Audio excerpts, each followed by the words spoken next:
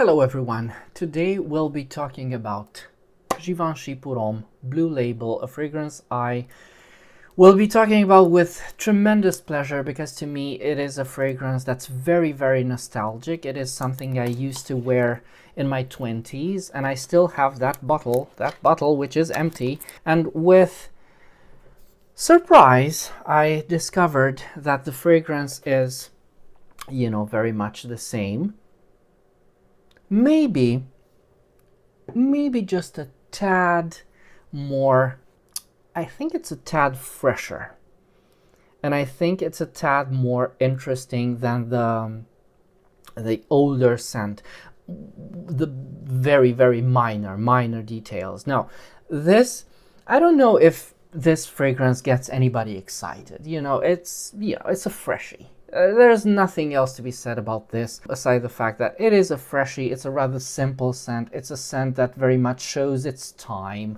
This is something from 2004, which is, I think 2004 is quite new when it comes to the idea of the scent, because this feels indeed like it belongs more in the 90s than in the 2000s, than in the noughties, This was done by Alberto Morillas, of course, which, Alberto Morillas also worked on Acqua di Giò, and Acqua di Giò needs to be mentioned when speaking about Blue Label, I think, because the scent, Blue Label feels like it's derived somewhat from Acqua di Giò, and there are similarities between the scents, and I'm talking about Acqua di Giò from 1996. By the way, Annick Menardo also worked on Acqua di Giò as well, which is a fragrance. Acqua di Giò is something I purchased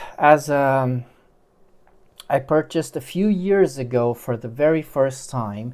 It's something I did not wear. I knew the smell of, I liked it.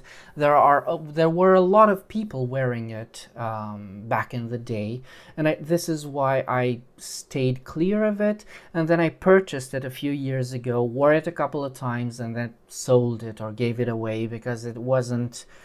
I think Acqua di Giò does not represent me in any form. I do not like the flankers from today. I think they are not. I don't think they represent the fragrance all that well. I know the flankers are very much loved within the community, but they're not in my style. And alas, I think Acqua di Giò, while being a very beautiful fragrance, I don't think it is for me. But Givenchy pour Homme, which is also Blue Label, is a flanker. This has to be said. It is a flanker to the reddish bottle, which is the original, the Givenchy pour Homme original. I think it's more to my liking. I think it's more in my style, and I do prefer this flanker to the original, which is a bit woodier. It's a bit more serious. Blue Label is a lot easier to wear. It's fresher, of course. It's more into that watery, as I said, 90s type of sense. That's, very heavy on the cologne, which is that watery note that kind of gets into the realm of watermelon / cucumber. It's very easy to tell apart from whenever a fragrance has cologne in it. It's quite easy to pick up. Now this one, in terms of composition, it's fruity, but less fruity than Acqua di Giò is, and it is a bit more somber than Acqua di Giò, and some people might read that into, it's less interesting than Acqua di Giò. I don't find this to be true, because to me it is more interesting than Acqua di Giò, just because of that more somber take on this fresh, rather common scent. It smells like most shower gels, but I do like this. What I like about this fragrance is, of course, the grapefruit I do love grapefruit, especially in male marketed scents. And I know grapefruit isn't something that's terribly well loved, but I do like it. And the last days, I think it was yesterday, I went into a fragrance store, I went into a Sephora, and I smelled two fragrances and I took them on a blotter with me.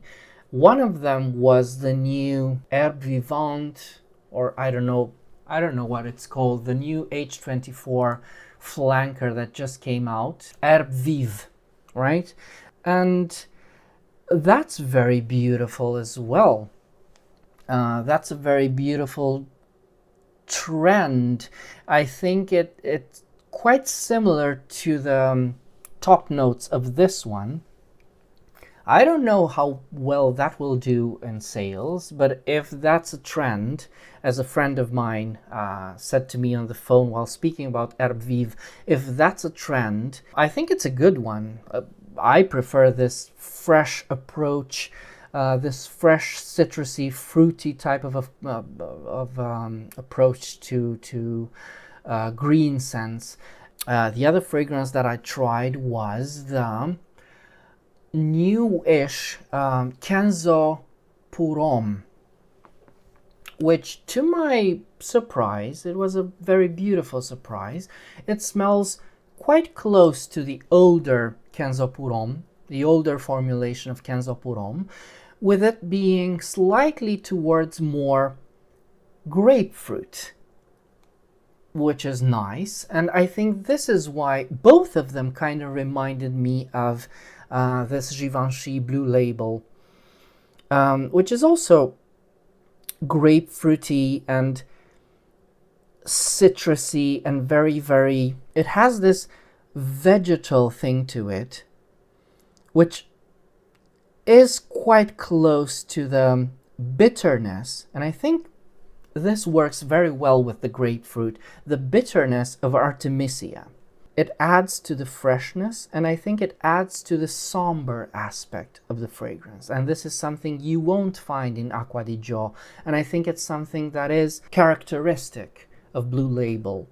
And it's very funny to me to pull this fragrance apart after having worn this for so many years, and I never thought about the notes of this fragrance, never, because it's, it feels like its own thing. It's a fresh, aquatic scent with, now that I think about it, it has some floral aspects. I think it's supposed to be some sort of jasmine hedione thing, which is quite lovely.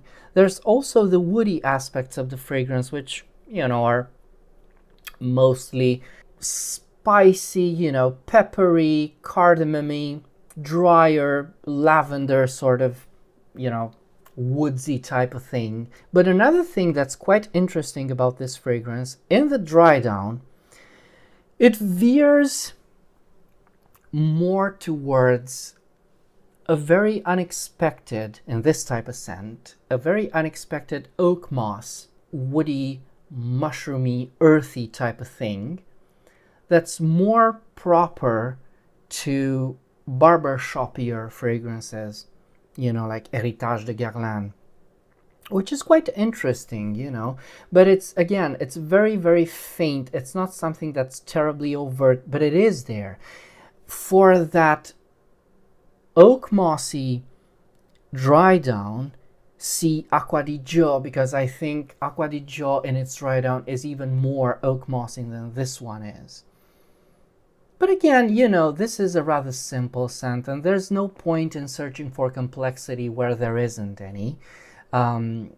But it's something that's very, very easy to wear. For me, this is the definition of a dumb reach. This is the definition of something that you want to wear in the heat, in the summer, when there's not a certain occasion, but you just want to smell good. You just want to smell classy and traditional and normal and not out there. This is why I think people don't find this very interesting at all. But I don't know, to me it's a very beautiful scent, and I think it does its job very well. And again, it's something very nostalgic for me. And if I think of the 90s and again the noughties, I couldn't find a more adequate scent, for that period. And I think it works very well. So, with that in mind, if you've got any other questions, do let me know in the comments. And until next time, remember, fragrance creates memories, and may yours be happy.